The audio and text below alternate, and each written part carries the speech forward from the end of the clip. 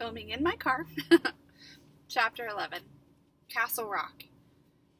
In the short chill of dawn, the four boys gathered round the black smudge where their fire had been, while Ralph knelt and blew. Gray, feathery ashes scurried hither and thither as his breath, but no spark shone among them. The twins watched anxiously, and Piggy sat expressionless behind the luminous wall of his myopia. Ralph continued to blow till his ears were singeing with the effort, but then the first breeze of dawn took the job off his hands and blinded him with ashes. He squatted back, swore, and rubbed water out of his eyes. No use. Eric looked down at him through a mask of dried blood. Piggy peered in the general direction of Ralph. Course it's no use, Ralph. Now we got no fire. Ralph brought his face within a couple of feet of Piggy's. Can you see me? A bit. Ralph allowed the swollen flap of his cheek to close his eye again. They've got our fire. Rage shrilled his voice. They stole it. That's them, said Piggy. They blinded me. See, that's Jack Merridew. You call an assembly, Ralph. We gotta decide what to do. An assembly for only us? It's all we got. Sam, let me hold on to you. They went toward the platform. Blow the conch, said Piggy. Blow as loud as you can. The forest re-echoed and birds lifted, crying out of the treetops, as on that first morning ages ago. Both ways the beach was deserted. Some little ones came from the shelters. Ralph sat down on the polished trunk, and the three others stood before him. He nodded, and Sam and Eric sat down on the right. Ralph pushed the conch into Piggy's hands. He held the shining thing carefully and blinked at Ralph. Go on, then. I just take the conch to say this. I can't see no more, and I gotta get my glasses back. Awful things has been done on this island. I voted for you for chief. He's the only one who ever got anything done. So now you speak, Ralph, and tell us what... Or else. Piggy broke off, sniveling. Ralph took back the conch as he sat down. Just an ordinary fire. You think we could do that, wouldn't you? Just a smoke signal so we can be rescued. Are we savages or what? Only now there's no signal going up. Ships may be passing. Do you remember how we went hunting and the fire went out and a ship passed by? And that's all and they all think he's best as chief. Then there was... That's his fault, too. If it hadn't been for him, it would have never happened. Now Piggy can't see, and they came stealing. Ralph's voice ran up. At night, in darkness, and stole our fire. They stole it. We'd have given them fire if they asked, but they stole it, and the signal's out, and we can't ever be rescued. Don't you see what I mean? We'd have given them fire for themselves, only they stole it. He paused lamely as a curtain flickered in his brain. Piggy held out his hands for the conch. What are you going to do, Ralph? This is just talk without deciding. I want my glasses. I'm trying to think. Supposing we go looking like we used to, washed and hairbrushed. After all, we aren't savages, really, and being rescued isn't a game. He opened the flap of his cheek and looked at the twins. We could smarten up a bit and then go. We ought to take spears, said Sam, even Piggy, because we may need them. You haven't got the conch. Piggy held up the shell. You can take spears if you want, but I shan't. What's the good? I have to be led like a dog anyhow. Yes, laugh. Go on, laugh. There's them on this island as would laugh at anything. And what happened? What's grown-ups going to think? Young Simon was murdered, and then there was that kid who had a mark on his face. Who's seen him since we first come here? Piggy, stop a minute. I got the conch. I'm going to that Jack Merridew and tell him I am. You'll get hurt. What can he do more than he has? I'll tell him what's what. You let me carry the conch, Ralph. I'll show him the one thing he hasn't got.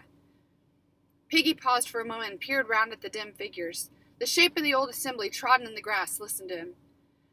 I'm going to him with this conch in my hands. I'm going to hold it out. Look, I'm going to say, you're stronger than I am, and you haven't got asthma.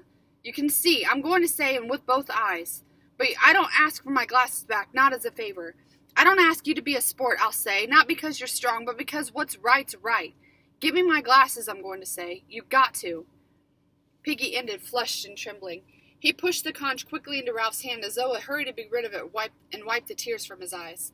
The green light was gentle about them, and the conch lay at Ralph's feet, fragile and white. A single drop of water that had escaped Piggy's fingers now flashed on the delicate curve like a star. At last Ralph sat up straight and drew back his hair.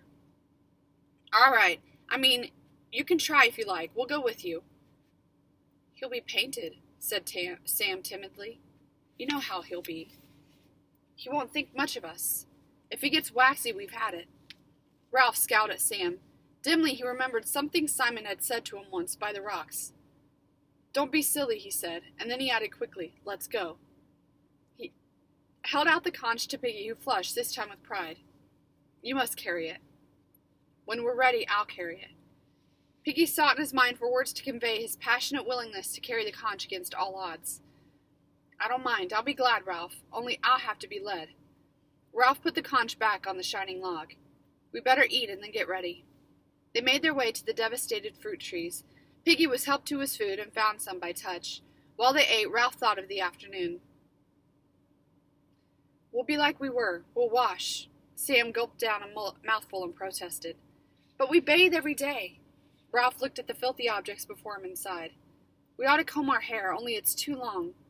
I've got both socks left in the shelter, said Eric, so we can pull them over our heads like caps, sort of. We could find some stuff, said Piggy, and tie your hair back. Like a girl. No, of course not.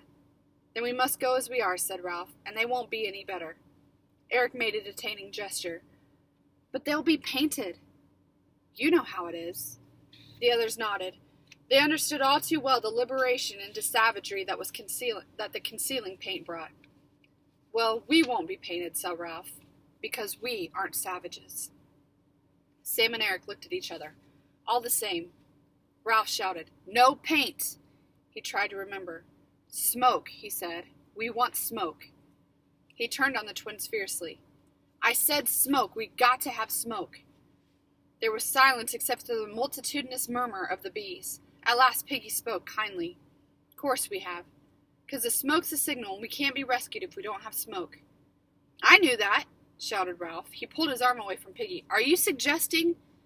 I'm just saying what you always say, said Piggy hastily. I thought for a moment. I hadn't, said Ralph loudly. I knew it all the time. I hadn't forgotten. Piggy nodded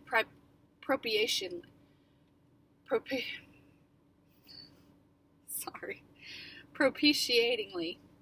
You're chief, Ralph. You remember everything. I hadn't forgotten. Course not. The twins were examining Ralph curiously, as though they were seeing him for the first time. Sorry, some words I'm really stuttering over. Sorry. They set off along the beach in formation. Ralph went first, limping a little, his spear carried over one shoulder. He saw things partially through the tremble of the heat haze over the flashing sand and his own long hair and injuries. Behind him came the twins, worried now for a while, but full of unquenchable vitality. They said little, but trailed the butts of their wooden spears. For Piggy had found that, by looking down and shielding his tired sight from the sun, he could just see these moving along the sand.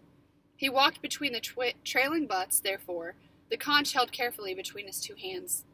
The boys made a compact little group that moved over the beach, 4 plate-like shadows dancing and mingling beneath them. There was no sign left of the storm, and the beach was swept clean like a blade that had been scoured. The sky and the mountain were at an immense distance, shimmering in the heat, and the reef was lifted by mirage, floating in a kind of silver pool halfway up the sky. They passed the place where the tribe had danced. The charred sticks still lay on the rocks where the rain had quenched them, but the sand by the water was smooth again. They passed this in silence. No one doubted that the tribe would be found at Castle Rock, and when they came in sight of it, they stopped with one accord. The densest tangle on the island, a mass of twisted stems, black and green and impenetrable, lay on their left, and tall grass swayed before them. Now Ralph went forward. Here was the crushed grass where they had all lain when he had gone to prospect. There was the neck of land, this ledge skirting the rock. Up there were the red pinnacles. Sam touched his arm. Smoke. There was a tiny smudge of smoke wavering into the air on the other side of the rock. Some fire, I don't think. Ralph turned. What are we hiding for? He stepped through the screen of grass to the little open space that led to the narrow neck. You two follow behind. I'll go first, then Piggy a pace behind me. Keep your spears ready. Piggy peered anxiously into the luminous veil that hung between them and the world. Is it safe? Ain't there a cliff? I can hear the sea. You keep right close to me. Ralph moved forward on the neck. He kicked a stone and it bounded into the water. Then the sea sucked down, revealing a red, weedy square 40 feet beneath Ralph's left arm. Am I safe? Quavered Piggy. I feel awful. High above them from the pinnacles came a sudden shout and then an imitation war cry that was answered by a dozen voices from behind the rock. Give me the conch and stay still. Halt! Who goes there? Ralph bent back his head and glimpsed Roger's dark face at the top. You can see who I am, he shouted. Stop being silly. He put the conch to his lips and began to blow. Savages appeared, painted out of recognition, edging round the ledge toward the neck. They carried spears and disposed themselves to defend the entrance. Ralph went on blowing and ignored Piggy's terrors. Roger was shouting, You mind out, see? At length, Ralph took his lips away and paused to get his breath back. His first words were a gasp, but audible. Calling an assembly. The savages, guarding the neck, muttered among themselves, but made no motion. Ralph walked forwards a couple of steps. A voice whispered urgently behind him. Don't leave me, Ralph. You kneel down, said Ralph sideways, and wait till I come back.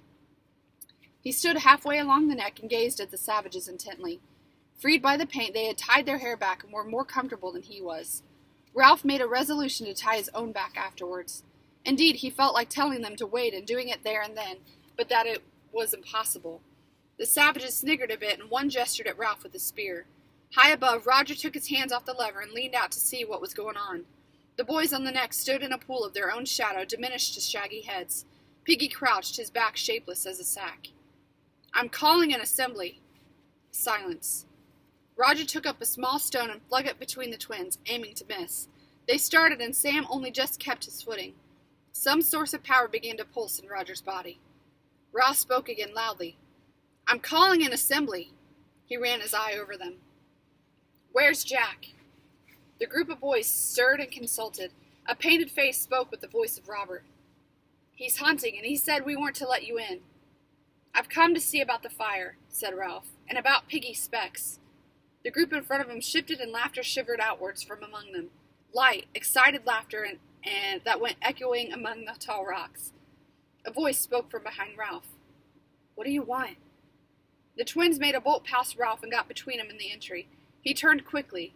Jack, identifiable by personality and red hair, was advancing from the forest. A hunter crouched on either side.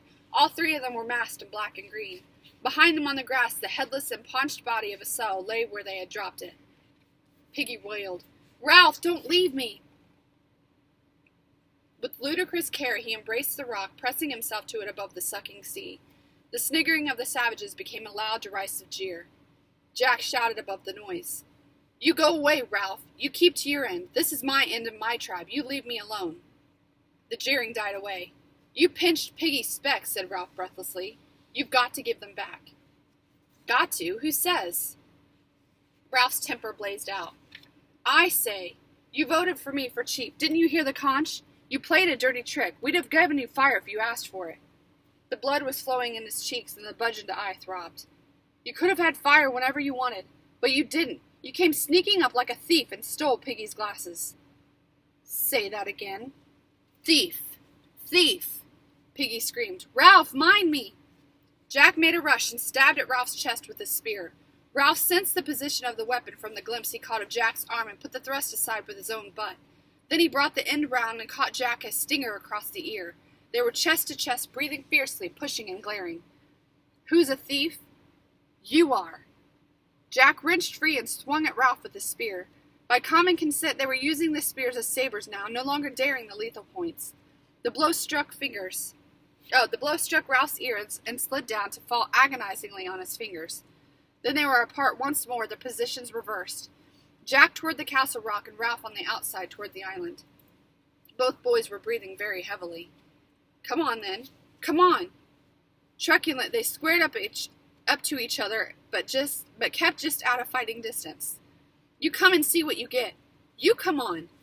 Piggy, clutching the ground, was trying to attract Ralph's attention. Ralph moved, bent down, kept a wary eye on Jack. Ralph, remember what we came for, the fire, my specs. Ralph nodded. He relaxed his fighting muscles, stood easily, and grounded the butt of his spear. Jack watched him inscrutably through his paint. Ralph glanced up at the pinnacles, then toward the group of savages. Listen, we've come to say this. First, you gotta give back Piggy's specs. If he hasn't got them, he can't see. You aren't playing the game. The tribe of painted savages giggled, and Ralph's mind faltered. He pushed his hair up and gazed at the green and black mask before him, trying to remember what Jack looked like. Piggy whispered, And the fire. Oh yes, then about the fire. I say this again. I've been saying it ever since we dropped in. He held out his spear and pointed at the savages. Your only hope is keeping a signal fire going as long as there's light to see. Then maybe a ship will notice the smoke and come and rescue us and take us home. But without that smoke, you gotta wait till some ship comes by accident. We might wait years till we're old. The shivering, silvery, unreal laughter of the savages sprayed out and echoed away. A gust of rage shook Ralph. His voice cracked. Don't you understand, you painted fools? Sam, Eric, Piggy, and me, we aren't enough. We tried to keep the fire going, but we couldn't. And then you, playing at hunting. He pointed past them to where the trickle of smoke dispersed at the pearly air. Look at that. Call that a signal fire? That's a cooking fire. Now you'll eat and there'll be no smoke. Don't you understand? There may be a ship out there. He paused, defeated by the silence and the painted anonymity of the group guarding the entry. Jack opened a pink mouth and addressed Sam and Eric, who were between him and his tribe. You two, get back. No one answered him. The twins, puzzled, looked at each other, while Piggy, reassured by the cessation of violence, stood up carefully. Jack glanced back at Ralph and then at the twins. Grab them! No one moved. Jack shouted angrily, I said grab them! The painted group moved round Sam and Eric nervously and unhandedly. Once more the silvery laughter scattered. Sam and Eric protested out of the heart of civilization. Oh, I say, honestly! Their spears were taken from them. Tie them up! Ralph cried out hopelessly against the black and green mask. Jack! Go on, tie them! Now the painted group felt the otherness of Sam and Eric, felt the power in their own hands. They felled the twins clumsily and excitedly. Jack was inspired. He knew that Ralph would attempt to rescue. He struck in a humming circle behind him, and Ralph only just parried the blow. Beyond them, the tribe and the twins were a loud and writhing heap. Piggy crouched again. Then the twins lay astonished, and the tribe stood around them.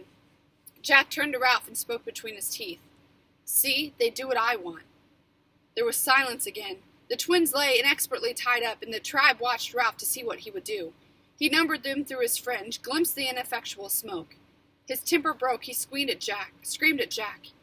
You're a beast and a swine and a bloody, bloody thief. He charged. Jack, knowing this was the crisis, charged too. They met with a jolt and bounced apart. Jack swung with his fist at Ralph and caught him on the ear. Ralph hit Jack in the stomach and made him grunt. Then they were facing each other again, panting and furious, but unnerved by each other's ferocity. They became aware of the noise that was the background to his fight, the steady, shrill cheering of the tribe behind them. Piggy's voice penetrated to Ralph. Let me speak! He was standing in the dust of the fight, and as the tribe saw his intention, the shrill cheer changed to a steady booing. Piggy held up the conch, and the booing sagged a little, then came up again to strength.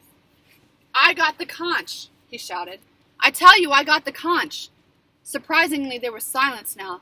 The tribe were curious to hear what amusing thing he might have to say. Silence and pause, but in the silence a curious air noise closed by Ralph's head. He gave it half his attention, and there it was again, a faint zup. Someone was throwing stones. Roger was dropping them, his one hand still on the lever. Below him, Ralph was a shock of hair and Piggy a bag of fat. I got this to say. You're acting like a crowd of kids. The booing rose and died again as Piggy lifted the white magic shell. Which is better, to be a pack of painted Indians like you are, or to be sensible like Ralph is? A great clamor rose among the savages. Piggy shouted again. Which is better, to have rules and agree, or to hunt and kill? Again the clamor, and again zup. Ralph shouted against the noise. Which is better, law and rescue, or hunting and breaking things up? Now Jack was yelling too, and Ralph could no longer make himself heard. Jack had backed right against the tribe, and they were a solid mass of menace that bristled with spears. The intention of a charge was forming among them. They were working up to it, and the neck would be swept clear. Ralph stood facing them, a little to one side, his spear ready. By him stood Piggy, still holding out the talisman, the fragile, shining beauty of the shell. The storm of a sound beat at them, an incantation of hatred. High overhead, Roger, with a sense of delirious abandonment, leaned all his weight on the lever. Ralph heard the great rock before he saw it. He was aware of a jolt in the earth that came to him through the soles of his feet and the breaking sound of stones at the top of the cliff. Then the monstrous red thing bounded across the neck, and he flung himself flat while the tribe shrieked. The rock struck Piggy, a glancing blow from chin to knee. The conch exploded into 1,000 white fragments and ceased to exist. Piggy, saying nothing, with no time for even a grunt, traveled through the air sideways from the rock, turning over as he went. The rock bounded twice and was lost in the forest. Piggy fell 40 feet and landed on his back across the square red rock in the sea. His head opened, and stuff came out and turned red. Piggy's arms and legs twitched a bit, like a pig's after it had been killed. Then the sea breathed again in a long, slow sigh. The water boiled white and pink over the rock, and when it went sucking back again, the body of Piggy was gone. This time the silence was complete. Ralph's lips formed a word, but no sound came. Suddenly Jack bounded out from the tribe and began screaming wildly. See, that's what you'll get. I meant that. There isn't a tribe for you anymore. The conch is gone. He ran forward, stooping. I'm chief. Viciously, with full intention, he hurled a spear at Ralph. The point tore the skin and flesh over Ralph's ribs, then sheared off and fell in the water. Ralph stumbled, feeling not pain but panic, and the tribe, screaming now like the chief, began to advance. Another spear, a bent one that would not fly straight, went past his face, and one fell from on high where Roger was. The twins lay hidden behind the tribe, and the anonymous devil's faces swarmed across the neck. Ralph turned and ran. A great noise as of seagulls rose behind him. He obeyed an instinct that he did not know he possessed and swerved over the open space so that the spears went wide. He saw the headless body of the sow and jumped in time. Then he was crashing through the foliage and small boughs and was hidden by the forest. The chief stopped by the pig, turned and held up his hands. Back to the fort! Presently the tribe returned noisily to the neck where Roger joined them. The chief spoke to him angrily. Why aren't you on watch? Ralph looked at him gravely. I just came down. The hangman's horror clung around him. The chief said no more to him, but looked down at Sam and Eric. You've got to join the tribe. You let me go. And me. The chief snatched one of the few spears that were left and poked Sam in the ribs. What do you mean by it, eh? Said the chief fiercely. What do you mean by coming with spears? What do you mean by not joining my tribe? The prodding became rhythmic. Sam yelled.